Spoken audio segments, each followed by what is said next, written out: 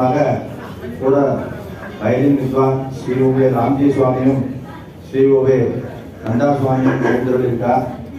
ஒரு 1.5 மணி அவகாசம் ருக்மிணி கல்யாணத்தை எல்லோரும் சிரவணம் பண்ணணும்னு பிரார்த்திக்கிறேன்.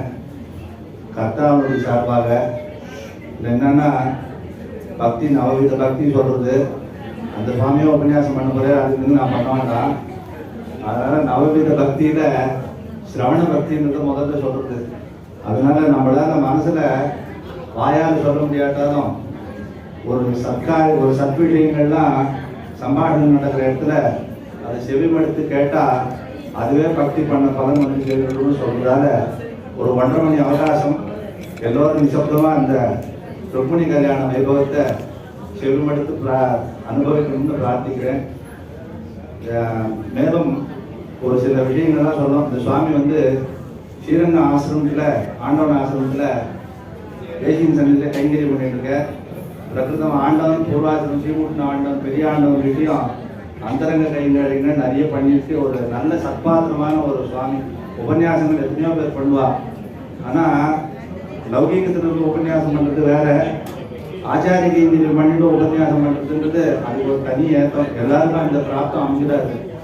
இந்த தம்பதிகள் பண்ண ஒரு பெரிய பாக்கியமோ என்னமோ சத்புத்திரனான குமாரர்கள் 2 பேரையும் இவா நன்னா இந்த லோகத்துல எல்லாம் எத்தனையோ பேர் பசங்களை பெற்றிருப்பா, எத்தனையோ குழந்தைகளை பிறந்திருக்கோம். ஆனால் வேதம் சொல்றது ரசாசியாம் புத்திரானாம் 10 குழந்தை பிறக்கணும்னு ஆசைப்படுறது வேதம். ஆனால் 10 சரியா இருக்குமான்னா 9 எப்படியோ போயிடும். 1வது நன்னா இருக்காதா அப்படின்னு ஒரு ஏக்கம். ஆனால் இங்க 2 பிள்ளை வாழ்க்கை பிறந்திருக்கு, 2மே சத்பாத்திரமான பசங்கள். அதை நான் முகஸ்துதிக்கோசரமா என்ன ஸ்தோத்திரம் பண்ணுன்ற போது சொல்லலை.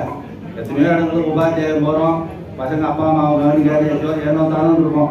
ஆனால் தன் தாயார் தகப்பனாருக்கு எது வசதி அப்படின்னா சம்பாதிக்கிற திரவியத்தை சாஸ்திர விஷயத்துல செலவு பண்ணுறது தான் நல்லது. அந்த செலவுன்றது எது சாஸ்திர சம்பந்தமான செலவுகள் எது அப்படின்னா பித்ருக்களுக்கு இந்த மாதிரி ஒரு வைபவங்கள் எல்லாம் பண்ணி வைக்கிறது தான் சாஸ்திரமான செலவு.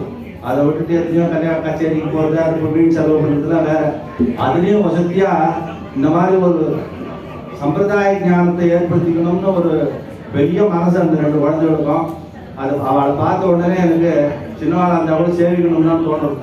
அந்த மாதிரி எல்லாரும் வந்துருவாள்லாம் அவளை ஆசீர்வாதம் பண்ணி பத்ததாம் அபிலத்துதான் நிறைய பகவத் கைங்கரியங்களை பண்ணிட்டு நிறைய இந்த மாதிரி சதாச்சாரமான விஷயங்கள் அவள் ஈடுபட்டு இருக்கணுன்றதுக்காக சபையோரிடம் பிரார்த்திக்கிறேன். கவிதார்த்தி சும்மாய கல்யாணம் சுரதேவ வெங்கடேஷ் ராஜ வேதாந்த